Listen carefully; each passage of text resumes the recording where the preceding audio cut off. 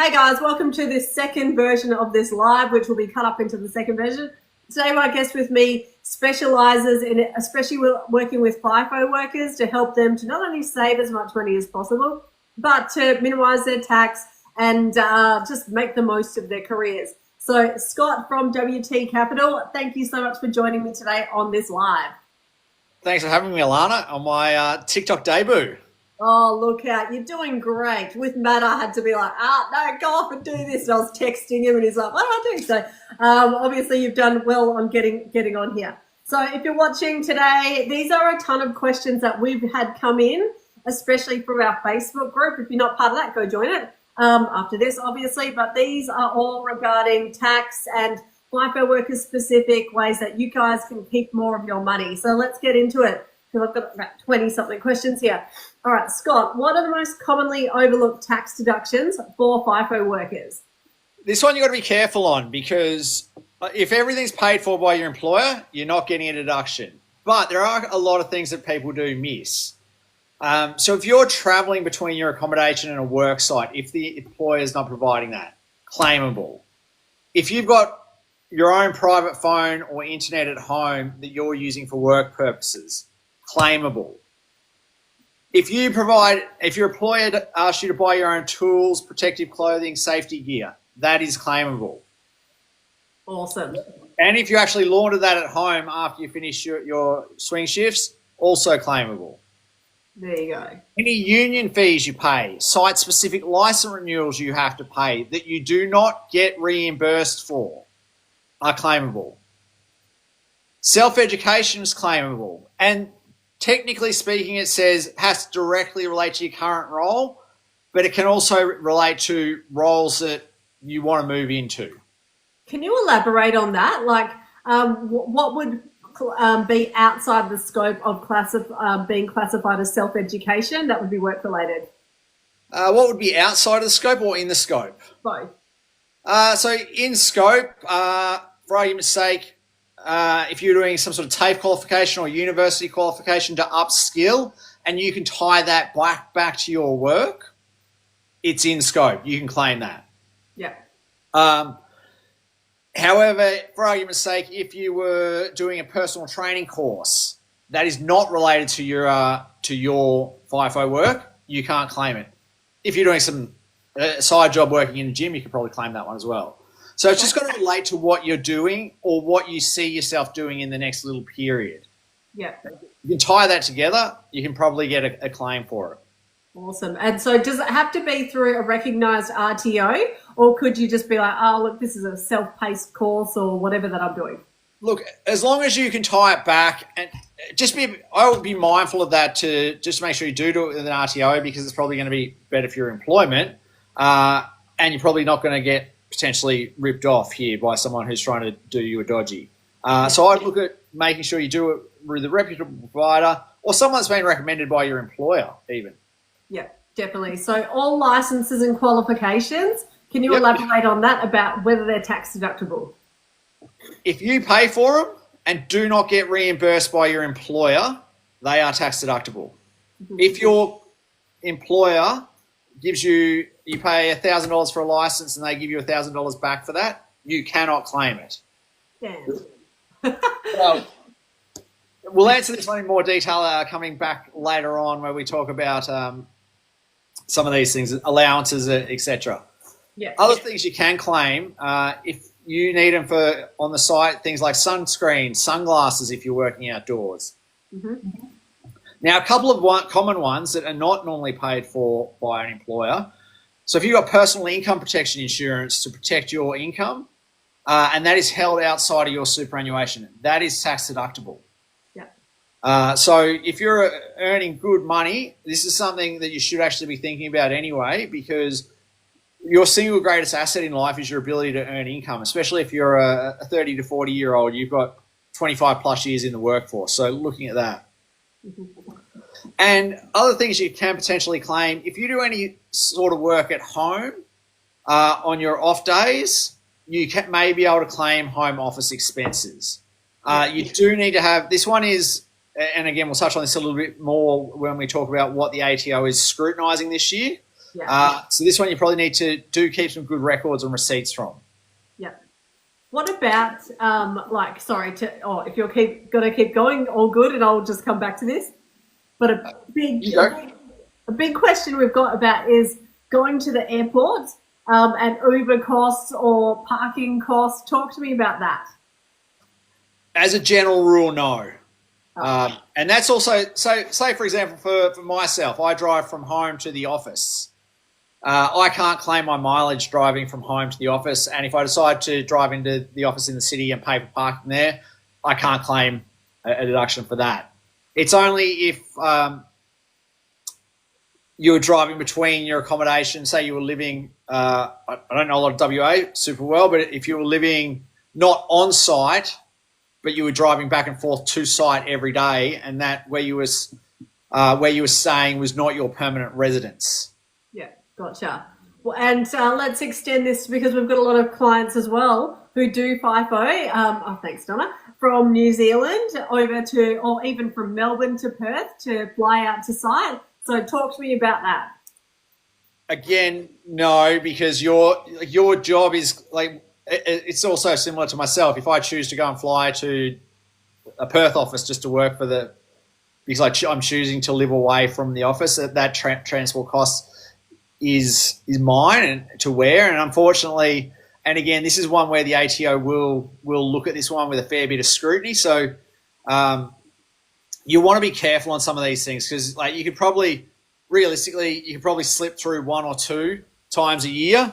But if you were doing it every time you were on a shift, you're probably not going to get away with it for too many years. And one thing, like the ATO, if you go back 10 or 15 years, you probably would have got away with a lot more. But now with AI and data matching, the ATO almost know what you've done before you've done it. Oh, that's horrendously scary. Okay. All right. And what else what are other overlooked deductions, especially for FIFO workers? I think the biggest thing is to make sure that you keep it's a legitimate claim and you're keeping your receipts. So if you have anything that relates to your work, and I mean anything, as I touched on, you're talking sunscreen, sunglasses, any sort of protective clothing. But again, if the employer provides it to you, not deductible. If you pay for it, absolutely deductible. So just think about it like, did I buy this for the sole purpose of work? Yeah. Yes. Then you can claim it. Yeah. Or did I buy it partially for work? You can probably claim it, but keep some records of what you're using it for. Yep. And how long would you have to keep those records for? If you're going to claim it, so you need to keep it at least till the end of the financial year, and then you really have to keep it for 7 years after you've claimed it as a deduction. Yep. Simple thing I do, because I'm terrible with paper, I take a photograph of it and throw it in. I've got a folder on my computer for 2025 tax, and it'll have all my receipts. Easiest thing to do is also note it on your bank statement or your credit card statement where you paid for it, and that's a good second check as well. Yep, perfect. Guys, thanks for watching. This is Scott from WT Capital. Make sure that you're following the channel as well. These guys specialise in helping you to keep as much of your money as possible. We've got a question here, Scott. Will I be paying the form of departure tax when going home to Fiji for his week's break? Departure tax. So that's probably a little outside my realm. Is that that's the tax you pay each time you leave the country? There, ABO. So that's probably something you're gonna like. That's just a simple fact that you pay that whenever you leave the country. You're not. And again, it goes to that point. You're probably not claiming a tax deduction for that one either. Yeah. Okay. No worries. Thank you for that. All right. We've also got. Actually, that's number 2. How does the ATO view travel expenses for FIFO? We've pretty much touched on that one. Anything further to elaborate with that? No, I think it's just, again, keep records and then ask the question at the end of the year. You're better off, if you've got, the more records you've got, the more you can actually drill down on it and go, no, I can't claim that. Yes, I can claim that. Without records, it's just a no. Yeah, definitely. So that's it. Like fuel, like just keep all the records, and worst case scenario, you get a no. Yeah, 100%. All right, and what about? I know that back in the day, even when you're on site, you can claim for laundry and washing powders and stuff like that. Even if the company supplied it, you bought your own up. That's a tax deduction. Is that right? That is correct. So, sensitive soul like myself, I like a bit of sensitive snuggly put in my clothes, a bit of fabric Okay. softener. So if I take that to site, I can claim for that, even though the company might be paying for my washing powder and normal stuff. But yeah, anything that, because you're laundering work-specific clothing. Yeah. Same, for example, if you've got odd-shaped feet and the company-provided work boots aren't fitting you and you go and buy your own that are complying by the standards, again, you can claim a deduction for those. Yeah, perfect. And we've got Callum and Seema Tur have asked, if we want to claim back expenses, do we need to have an Aussie business account? I'm in New Zealand. No, because you would be paid as an employee. It's just submitting your Australian tax return. You just need a standard Aussie bank account, which is where your pay would be going. Perfect. And Scott, tell us about WT, right? What services do you have that are relevant, and how can you help people to make and save as much money as possible? Well, good question, Alana, because we're here on the 3rd of July, so we're talking about doing your tax now for the year that ended 3 days ago. Yeah. I actually think that this is actually the best time to be talking about tax, because you've now got 362 days to plan to get it better next year, because we can't do anything to change what we did last year. Yeah. But we've now got a whole year to actually plan for the year ahead, how to minimise our tax throughout the year. And better, like, we work with a lot of young men and women in FIFO, and the opportunity that you get here to sort of set yourself up, spend a good decade in the FIFO industry, it's making the smart decisions. Yes, we're going to have a lifestyle along the way, but it's doing smart things like you may not even think about super when you're 25, 30, 35, but put a little bit extra away then, saves you on tax. Makes a big, big difference when you retire. Getting into some form of regular savings plan, setting up your investments, having a structure and a strategy, it really gives you the opportunity to set yourself and your family up for the long haul. I work with some really interesting clients because I've got husband and wife who are in their early 30s earning exceptional money doing FIFO. We've got a 10-year plan. They will be done, retired, out by the time they're 45. Amazing. At the latest. And that's, as they said to me when I spoke to them actually on Monday morning, as they said to me, we've had a lot of fun for the last few years. It's now actually we're making the decision to do something about it. So it's really just doing what you can do. And as the old saying goes, the best time to start was yesterday. The next best time to start is today. So you don't have to give up your lifestyle.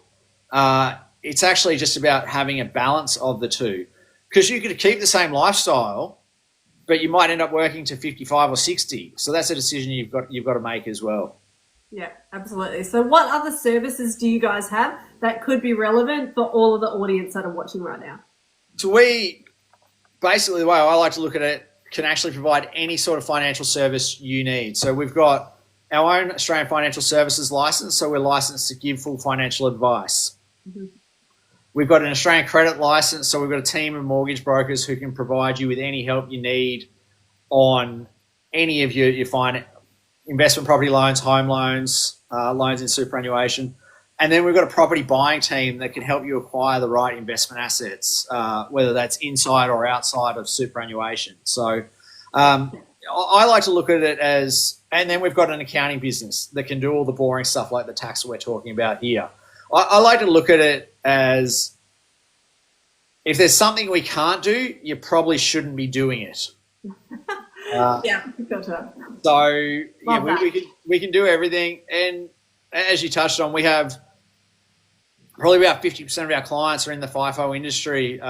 So I know most of the firms inside out, back to front, and can actually provide a lot of help and guidance there. Yeah, absolutely. And budgeting advice and all that sort of stuff. So it's about making the money and keeping it. Oh, absolutely, because at the end of the day, I had a very wise old mentor for many years, and he said, "We can't control our income. We can only control our expenses."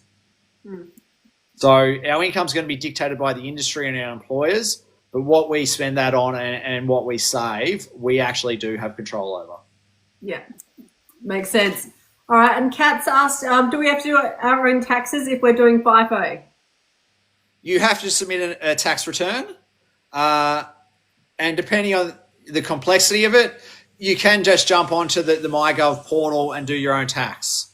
I would always recommend, if you've just started in FIFO, I would actually recommend in your first year to get someone else to do it, and someone that's got experience with FIFO, because the couple of $100 you pay them, I dare say you will get that back in a greater return. Yeah. So and again, anything that you pay to get your tax done this year is tax deductible next year. So your cost of you managing your tax affairs is tax deductible. So I think it's a sound investment. Yeah. Oh, definitely. Well, why not? To get it done professionally anyway. And guys, if you want to get in contact with Scott and Matt and the team, up in my stand store, there is a link where you can actually go and have a chat with these guys and just say, hey, look, this is my situation. These are my goals. Can you help me? In a nice phone call, Scott's probably going to rip everything apart and say, yes, here's how you can save a ton of money. But anyway, we're talking tax here. Make sure you follow this channel here for WT Capital. I actually ended up starting and got my self-managed super fund created by these guys, so I can highly recommend them based upon my personal experience. So yeah, Scott, tell us more about FIFO budgeting, right? I know we're actually in the middle of creating something, but let's go into that one. Sorry, I'm going off script with the question. FIFO budgeting. Now, this is an interesting one, because some of you will get paid fortnightly. Some of you will get paid monthly. And let me tell you this from personal experience. If you've never been paid monthly before, you're in for a shock when it first happens. Yep. Because we go from getting paid every second Wednesday to getting paid on the 15th of the month. So you need to then set yourself a proper budget. If you know you're going to change to a monthly pay, you need a proper budget. You need to know what your fixed monthly costs are. So what your rent is, or your mortgage payments, what any car payments are, any other things that you have every month. So health insurance, life insurances, even add up all of your Stan, Netflix, Amazon Prime, Foxtel, KO, all of those expenses, because you need to know what they are. Yeah. You then need to actually set yourself up with an emergency fund when you first start monthly pays, so that you've got a bit of a buffer. If anything goes wrong with the car, anything goes wrong at home, so that you've got that cash there, because you're not getting a paycheck again in 2 weeks' time. It's coming potentially in 3.5 weeks' time. So having that right buffer there. The reason for doing that is there's a lot of these payday lenders out there, or quick and easy cash advances. They're charging you about 45 to 50% interest. You don't want to be getting onto those. So having that right emergency fund is essential. So it might mean that the first couple of months on a monthly paycheck, you're not having a lot of fun, because you actually want to set yourself up and have that buffer. But it will make a difference going forward. What I would suggest is actually then trying to get all of your direct debits, so that whether that's your private health insurance, anything like that, having them set up so if you get paid on the 15th, they come out on sometime between the 15th and 19th, just so that all your big expenses go out then. With your rent and your mortgage, or if you're paying rent, I would move that over to a separate account and have that sit off the side. If you've got a mortgage, I would be actually having all of my pay go into an offset account, so that it's actually offsetting your mortgage going forward. Yep. But the easiest way to do your budget, and I say this to all clients, is get the last 6 months of your bank statement or your credit card statement, wherever you pay for everything. You can actually download, most times you can download it into an Excel file, and then actually just work out what are your expenses every month. Work it out, just average it out and go, well,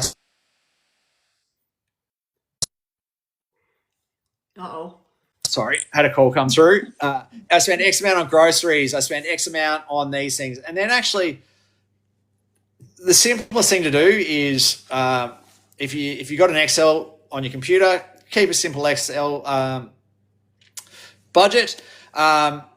We can help with it as well. The Australian government actually, this is one thing they do well. They have a website called Money Smart that has a really nice budgeting tool on there. So you can actually throw all your expenses in there and say, this is weekly, fortnightly, monthly, yearly, and it will actually tell you what you need to be putting into your specific accounts each month. I'm a fan of using different bank accounts for different things, and most banks now will let you set up a plethora or multiple different accounts without actually charging any fees. And so I have an account for my holiday savings. I have an account for house expenses, so that you know where your pools are, because these things holidays are not a monthly thing, but you want to put money away for it monthly. So this is what I meant before about having that plan about what you're doing, because that will actually give you the best chance of succeeding. Yeah, absolutely. One of my strategies I use is like cutting off my card, and then next minute you're like, when Netflix has come in and we can't take the account. It's like, hang on, do I actually need that? Cut. So you can find out all these random little things that you're paying for and just go, hang on a minute, and do an assessment instead of using an Excel spreadsheet. That's just my random strategy.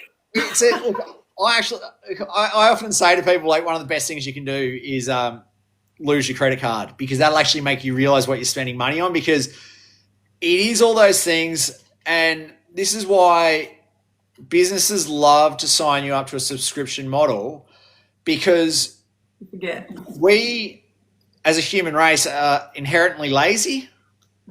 So we don't think that the $14.95 a month for Netflix, whatever, I'll just deal with that. I'll deal with that later. But 3 years later, your $14.95 a month is actually $400 or $500 because you just haven't dealt with it.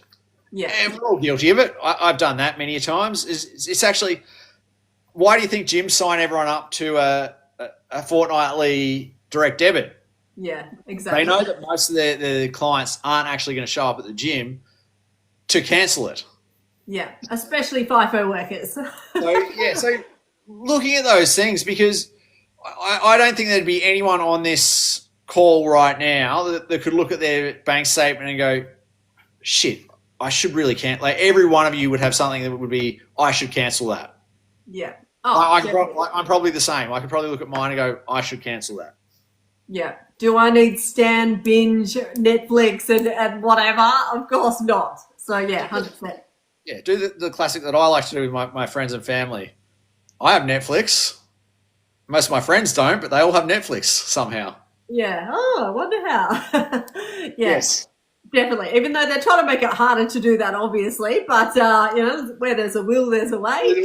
So, yeah. Guys, if you're just joining us, make sure that you're following WT. This is Scott from WT Capital, and he's here to talk finance for you, especially if you're contemplating getting into the mining industry, where you start earning those big bucks, and then the whole name of the game is to keep it, right? So let's get back to some of your questions. Can you explain the tax implications of receiving allowances versus reimbursements? Oh, who asked that question? Touched on that one already. So reimbursements, you've paid for something already. So again, let's go back to the safety boots. For example, if you have a specific foot issue and you can't, the company provided safety boots aren't meeting your needs, and you go off and buy your own specific ones.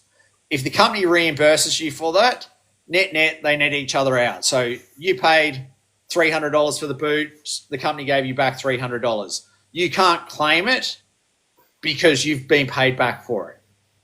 However, if the company gives you an allowance and they say, well, Alana, you can go off and buy $1,000 worth of your own safety equipment each year. That allowance is taxable and included in your taxable income. But what it means is you need to keep receipts for the $1,000 worth of stuff you bought. And I know some of you out there might go and buy $500 worth. So your $1,000 would be taxable and you could only claim a deduction for the $500 worth of things you bought. You've still pocketed the other $500, so you're okay. Yeah. So the big difference is allowance is taxable and then you claim a deduction for it. A reimbursement is they've netted each other out along the way. Right. Okay, cool. Thank you for covering that one again. What about this one? And we might have gone over it, touched on it, but what strategies can FIFO workers employ to maximise their returns legally? Okay, so as I said, we're in the perfect spot to be having this conversation because we've got 362 days to get this right. Yeah. So investment loans. If you've got an investment property or you've borrowed money to buy an investment, so that investment might be shares, you may have gone and borrowed some money to buy some crypto and things like that. Mm-hmm. You can claim the interest as a deduction. So one of the strategies you could employ, seeing as we've got a whole year ahead of us, is say, let's just look at an investment property because it's the most common investment Australians will buy. Yeah. You can pay your interest monthly on that loan for the next 12 months, get you through to June. Yep. Then you could actually look at prepaying 12 months worth of interest. What that does is says, I've just paid 23 months worth of interest in a 12-month period. Great for offsetting your income. So if you're in that high income earning bracket because you're doing a high paying FIFO job or a lot of overtime, prepaying interest is a great strategy. Mm-hmm. In saying that, your investment loans should always be on interest only because you want to maximize your tax efficiency there. Right. The other one is, and this goes for prepaying expenses in June is actually a really important one. So if you've got income protection insurance, make sure in June you're paying 12 months in advance of that. Mm-hmm. A, you get the deductions, but B, you're also getting the premiums locked in at the current rate. Yeah, true. Salary sacrifice. And I know for some of our younger listeners here today, you might think, I'm 30 years old. Why am I salary sacrificing to super? There's a couple of reasons. Putting in extra money now, you're going to compound that up for a long time to get to when you get to 60, and it's going to make a massive difference to your retirement. Mm-hmm. The other reason is tax. Depending on what your marginal rate is, there can actually be a 32% difference in the tax. Yeah. So if you're in the top marginal tax rate, including Medicare, you're paying around that 47 cents in the dollar for every dollar that you earn over that. Super's only taxed at 15%. So think about it this way. So if you put $1,000 in, you're saving yourself $320 in tax. If you did that for $5,000 or $10,000, it's $1,500, $3,200 worth of tax. That's the short-term benefit. The long-term benefit of doing something like that, an extra $10,000 in super each year between 30 and 40, depending on what you can do. Wow, the difference that makes to your, like we're talking several $100,000 difference when you get to age 60. So that's probably the most important one. If you've got investment properties and things like that, it's simple things like prepaying your insurances on that in June. Making sure everything that you can pay in advance, having a depreciation schedule, because depreciation is one of the biggest free kicks you can get on an investment property because you get a deduction for something you don't actually pay for. Mm-hmm. Because depreciation works out and says, well, the taps, the fans, the lights in my house or apartment should last for 10 years. So if there's $10,000 worth of that, we can write off $1,000 worth of it each year. We don't replace $1,000 worth of it each year. And when we do, it's repairs and maintenance. So we can actually claim a deduction. But that's where you get negative gearing really on your property.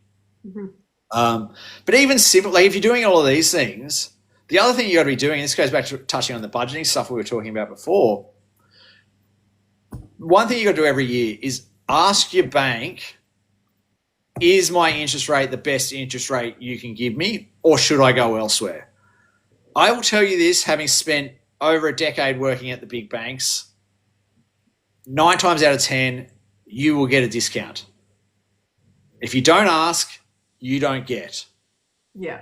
Banks rely on, we don't ask, we don't get. They're not going to offer it to you, but if you ask, you will get. Yeah. And it might be 0.1%, it might be 0.2%, but that's worthwhile. Yeah. And what about some real simple wins, like even changing the frequency that you're paying your mortgage? Like that has such a massive, massive benefit that I It does. So that, you're right, it has a massive benefit, but you know what has an even bigger benefit? Having an offset account. Yeah. Every dollar you earn goes into that, and you pay everything out of that offset account, because what an offset account does is if you've got a loan of $100,000 and you've got $10,000 in your offset account, the bank only charges interest on the $90,000. Mm-hmm. So your mortgage payments don't change, but it actually reduces down your capital even quicker. Yeah. And the thing is, if you have money sitting in a savings account in your own name, and you might be earning 4 or 5% on that because you've got an online saver, your mortgage is probably going to be higher than that anyway, but you're paying tax on that 4 or 5% interest that you get on your savings account. Whereas your offset account, it's a tax-free win. Absolutely. And you can have, obviously, like I was speaking to my bank after I spoke to you last time as well. They're like, you can actually have 8 different accounts attached in this offset account. So I was like, that's just winning right there. So what are some other real easy wins there, Scott, that anyone watching right now could go out after this and go bang, bang, bang and save themselves some money? Easiest win. Call your bank, ask for a cheaper interest rate. Make sure you've got an offset account. Those are 2 easy wins. The other one is, look at if you've got car loans, credit cards. Look at those and go, what's the interest rate on these? And if you do own a home, if you've got car loans or credit cards outstanding and you're a home owner, I would consider refinancing and paying those out, because I tell you now, your credit cards will be somewhere between 12 and 22%. Wow. And your car loan will probably be somewhere between 7 and 14% interest rate. So if there's a way that you can refinance those, so use some equity in your home to pay them out, do that. That's an easy win. And that's a guaranteed return, because there's no investment risk there. You've just saved yourself interest. So they're the easy wins, is look at your expenses and see if you can reduce them. So car loans are the big ones, credit cards, store cards, any of those. And then actually ask yourself the question, do I actually need this card, or can I reduce the limit on it?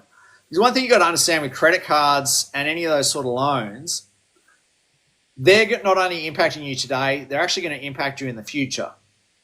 Because if you go to apply for a home loan or an investment property loan in the future, the bank takes your credit card limit as being fully drawn. So if you have 3 credit cards that have a $5,000 or $10,000 limit, they say, well, you've got $30,000 worth of credit card debt.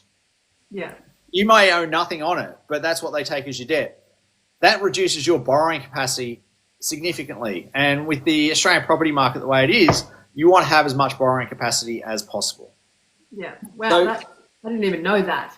So looking at all those, they're the simple wins. It's like, call your bank, tell them you want a discount, and if not, you'll leave.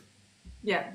But the flip side of it is, I would, if it was me, every 4 to 5 years, I would actually be talking to a mortgage broker and getting them to shop my loan around, because it's not dissimilar sometimes to employment. Sometimes you've just got to move to get what you rightly deserve. Same as when we work. Sometimes you've got to leave to get that extra pay kit. Yeah, absolutely. Yeah. Well, so they're the real wins. Yeah, definitely. What you're doing now and fix it. Yeah. Or just come and have a chat with these guys. Yeah. Pretty easy. Okay, cool. Thank you. That was, I feel like this live here, is an hour, but it could go on for about 5 hours. I can talk about this all day and still come back the next day for more. Yeah, absolutely. Well, you know what? People who don't look after their money are stupid because, you know, you could be earning $1 million, but if you're paying $1,000,001, you're poor. So, yeah. As the late Kerry Packer once said when he was being interviewed by the government, he's like, I do not do tax avoidance. I do legal tax minimisation strategies because I will spend the money a lot better than the government will. Yeah, agreed. And that's it. You work hard for your money, so make your money work hard for you rather than just giving a large portion straight back to the tax office. Absolutely. And some people, it's just such little things, but they're just lazy and don't look into it. And I agree, I was exactly like that when it came to not salary sacrificing my super until I came across you guys. And then I was like, okay, this makes sense now to actually salary sacrifice and to like create a self-managed super fund and like all the things that you guys showed with me. So yeah, thank you again. Okay. Let's go back to, guys, if you've got any questions, drop them in the chat and make sure you're following the WT TikTok channel as well for content to help keep more of your money. Right, let's have this is a good one. This used to, I used to love getting remote zone allowances, but are there any, not anymore, are there any specific tax offsets or rebates available for FIFO workers, especially in remote areas? Only if you're living in those areas. And so if you're residing in Perth so if you are doing FIFO, probably not. It's even worse that they are actually winding back and getting rid of the lower middle tax income tax offset as well. So the short answer is, as it stands, not a whole lot of tax offsets for anyone at the moment. Yeah. In saying that, this is a really big watch this space. We had a federal election earlier this year, and tax reform is something that they're pretty keen on. So I dare say over the next 12 to 24 months, the government is going to keep me busy by changing the tax system a bit. So watch this space. There may be things to come in the future. As it stands for the financial year just ended, not a lot there in tax offsets. Same going for the current financial year. So unfortunately not. I remember back in the day getting $1,300, $1,800 for working FIFO, and I was like, oh, this is awesome. Now, good luck. The government want to tighten up everything. So this is why you need to be smarter with what you can do and what is legally allowed for you to do. Because, yeah, the free kicks are gone. Like I remember probably 10 years ago, if you spent over a certain amount on medical expenses, you used to get 20% of that back as well. So, again, times change. We've got to keep on our toes and evolve with those changes. Yep, and even having private health insurance. Let's go into that, how that benefits, especially like, you know, high income earners or FIFO workers. High income earners and private health insurance. If you don't have it, you're actually, like, this is quite foolish because you end up paying the Medicare levy surcharge, which is 2% of your income. You can pick up a basic hospital cover. You don't need to have the extras cover. You need hospital cover. So that will stop you paying the Medicare levy surcharge. Just getting some specific numbers on it. Sorry, that was a curveball. That was just me thinking, oh, what about this? So you've got to have a high income. And the exact number is for the current financial year, it's not that high. So for the current financial year, it's $97,000. Wow. And then it kicks in at that and goes at 113, you pay the full surcharge, which is 2%. That's for a single. If you're a family, at 226,000. So I know from our conversations, Alana, not a whole lot of FIFO workers, and this is from the clients that I've seen, as a single, wouldn't be paying this. Yeah. So you can jump onto Bupa or any of these and pick up the basic hospital cover, and it's probably going to cost you $600 or $700 a year. Yeah. The surcharge is going to cost you $2,000. Yeah, no brainer. At the minimum. So plus you get that piece. Don't let the health insurers fool you into thinking you need the extras cover. You don't. It's pure and simple hospital cover. Yep. That's it. Touch Perfect. wood, you never have to use it, but at the end of the day, if it saves me tax, I'm going to get it. Yeah, absolutely spot on. All right, this is another really interesting question that came through. Because a lot of FIFO workers are getting into this right now, but how should FIFO workers manage their tax affairs if they have multiple streams of income, like side hustles, investments? We've already talked kind of about property, but even side, different businesses on the side hustle. So I've got this one sort of covered off as multiple income streams, tax management tips here. Let's be clear on this one. Dividends. So let's start. I'll run it through from dividends, which you're going to get from, if any of you get employee shares, which I know some of the mining companies over in WA do, even though they may not have vested to you, you're still probably taxable on the dividends. 99% of the time now, this will actually flow directly through into your pre-populated tax return. So don't try and hide it, because the ATO know you're getting dividends. Yeah. What you can do, and this is where some of the planning comes into play here, is if you've got shares, you can actually use them as collateral for some lending, which can give you some interest deductions. So, and this also goes back to some of the things you can claim. If you're running a bit of a share portfolio, and again, I've got several FIFO employees who like to dabble in shares and or crypto. Yep.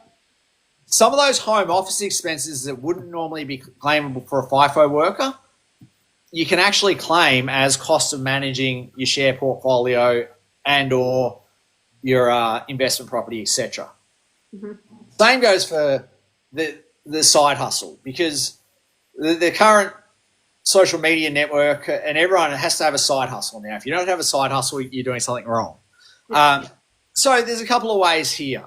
And this is one where you can actually get away with earning a little bit of income here at times without having to declare it, depending on what your side hustle is.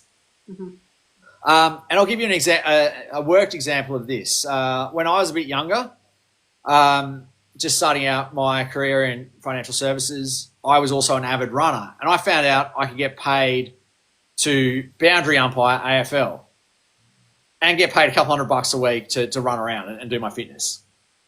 That was sort of like a little side hustle.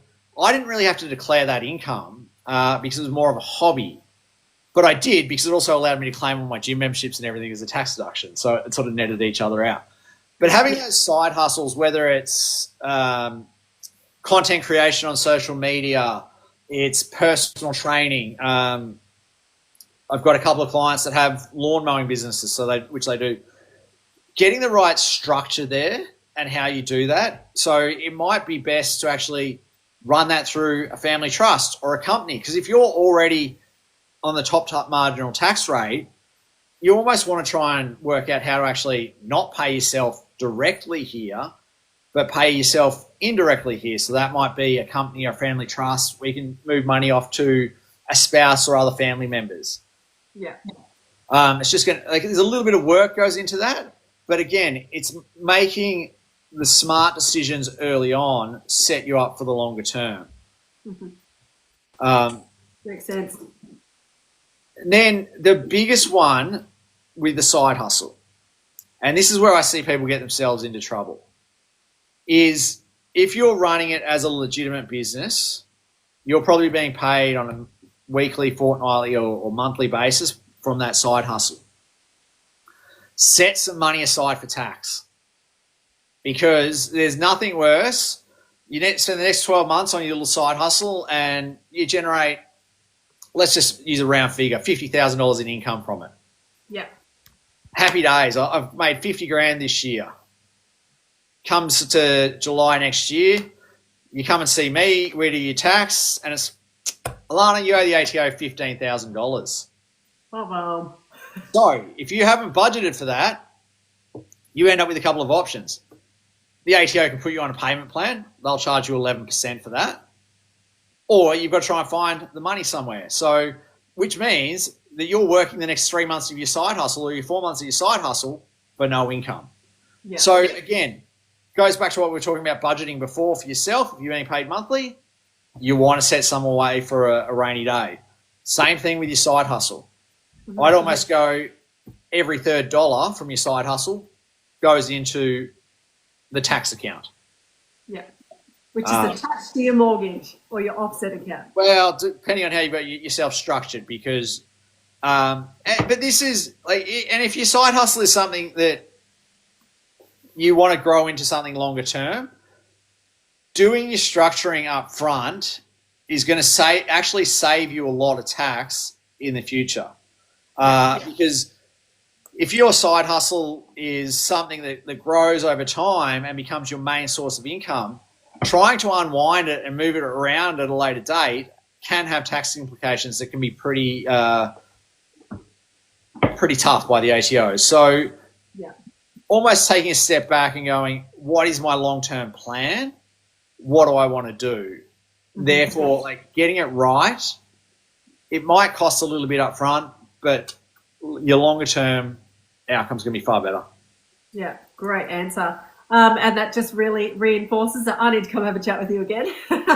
Okay. And tell me, what are your thoughts on gold and silver as an investment opportunity versus the traditional investments of property, etc.? Gold, silver, great stores of value. If you're in the wealth accumulation phase of your life, which most people on this would be, gold and silver are not going to give you an income. So what I like to talk to all my clients about is our sole objective is to replace our salary income. So that's where property is great, because it pays you a good steady rent, and shares are great. They pay you dividends. If you have physical gold or physical silver, the only way you actually make a gain on that is you buy it today at price A and sell it at some point in the future at price B. Yeah. Which is actually going to trigger a tax event as well, but you've got to sell it to make that gain. And so you're sort of tied to the market fluctuations. So I like to look at assets. It's the same with cryptocurrency. And crypto, a lot of people say, is the modern day gold, which it actually is. It's got a value that's determined by supply and demand, very similar to gold. But you're not like, but it does move around a lot more, and it's a lot more volatile. So if I was starting my wealth accumulation journey, I'd be looking at shares, managed funds, being purely exchange traded funds, which are low cost index funds, and then property. And the reason Australians love property so much is it's the one true asset that you can leverage yourself into.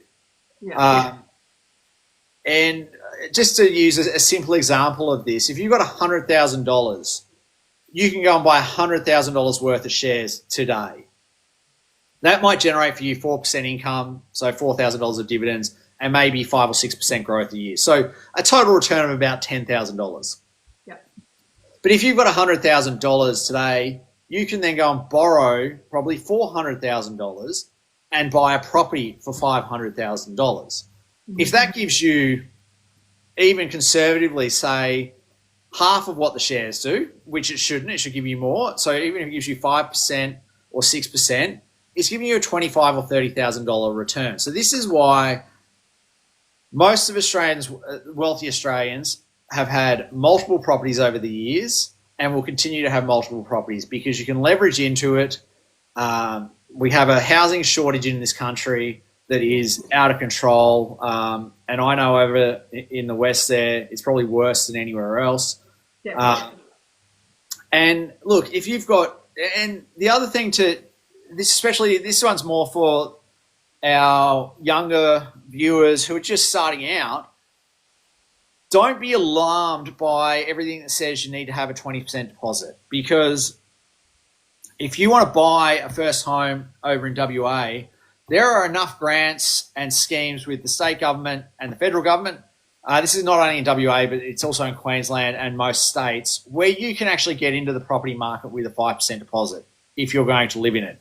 You can also then sublet out the other couple of bedrooms in your townhouse or apartment to friends and family and get some rent to help with the mortgage. So, but again, having those conversations, and a lot of people sort of think, oh, financial planners are only for people that are old and retiring. Some of the best conversations I have are with clients that I'm probably close enough to, old enough to be their father, but they're actually planning ahead. Like I've got a 22, 23-year-old client who, if they do things right, and they're in FIFO, they do things right, they'll be retired by the time they're 40. Yeah. So it's have the conversation, and like whether it's with myself or someone like me, I tell you now, pretty much every financial advisor or accountant out there will have a sit down conversation where there's no obligation and no charge. We absolutely do. And I, like, as I said before, I could talk about this all day, every day. So I love having the conversations, but ask the questions. There are no silly questions. And if you walk away from that conversation and go, nah, this isn't for me, that's actually a good outcome, because you've asked the question, you've got the answers, and you've made an informed decision. Yeah. Without asking those questions, you're not making informed decisions, and you don't know what's actually out there. Definitely. And that's why I sent my 20-year-old niece to you, because I was like, get set up as early as possible. I wish I'd have done that instead of having to work 17 years FIFO and then going, now what's this salary sacrifice thing, and actually getting to the bottom of that. And, why don't I, if I could have done this strategy, I could have actually bought a house in my own self-managed super fund years ago. So, yeah, guys, if you want to get some advice and have a chat to Scott and his team, up in my standstill, go and click the link. There's a free link there where you can actually go and register, have a chat with these guys, and they can, in a couple of minutes, just direct you on the right path instead of you doing what I did and then probably being about 10, 20 years behind my financial plan, which I didn't have. Anyway, cool. Scott, I think we're going to have to do another session. We haven't even gone halfway through the questions here. I'd love to come back for another session. Great, let's do it. Maybe next Wednesday or Thursday, depending what your like schedule is like. But Scott, just go for it. Just tell everyone what's the main thing here that break some myths. Do whatever you want for the next couple of minutes until we wind this up. But yeah, the main thing is, the sooner you start, the better you are off. And this is for everyone. Like, I come from a background where I worked with some of the wealthiest people in Australia, and the one thing that they all had in common, they started their journey very, very young. So it's getting started, but having a lifestyle along the way. And this is the one thing, I say this to every client I work with. I'm not the guy that's going to tell you to budget to within an inch of your life. I'm the guy who's going to tell you what the implications of your spending are doing, and you can make those choices. So get in there, have a conversation, make one change. As like everyone, it's like fitness. Finance is like fitness. The sooner you start, the sooner you'll feel comfortable with it. The other one I would say is have conversations with your partner and with your family, because, and again, I've been doing this for 25 years, and I would say most relationship breakdowns that I've encountered over the years dealing in this industry have been money related. Yeah. So have those conversations and make sure you're on the same page as your partner, your spouse, your de facto, and have those conversations before things get too serious. Because if you're working together as a team, you can achieve it so much easier. And I love having conversations where I've got husband and wife on the same page, and where we're sort of like they know what they want to achieve. So do that. And like I said, the easiest win anyone can take out of today's call is look at your bank statements and cancel one thing. My call to arms to all of you is look at your bank statements and cancel one subscription that you paid for in the last 3 months, because I guarantee most people on this call will have at least one that they've not used. And if you've got a home loan, talk to your bank. Yeah. Like, definitely. These are easy wins. If you can't save money out of one of those two things, I'd be absolutely astounded. Yeah, and number 3 is go to the link in my bio, book in for a call with Scott and his team. In a couple of minutes, he can drop all of the key information that's going to save or make you more money as well. So yeah, Scott, thank you very much. Considering you were a TikTok live virgin before this. You've done an amazing job. So hopefully Matt and the team are proud of you. Thanks, Alana. Thanks for having me. And yeah, love to come back, and I can do next Thursday if you want to. Right, let's lock it in right now. I'll put it into my diary so I can't move anything else. We've still got literally over half of the questions. So yeah, all good. All right. See you all next week. Thank you so much. Thanks for watching, guys. Make sure you're following WT and myself, and we're going to have this live again next Thursday, or we will be posting this all throughout all the Win-Win socials, including the YouTube channel. So make sure you're following. Thanks for watching. Thank you, Scott. Have a great rest of your week. Thanks all. Bye. Cheers.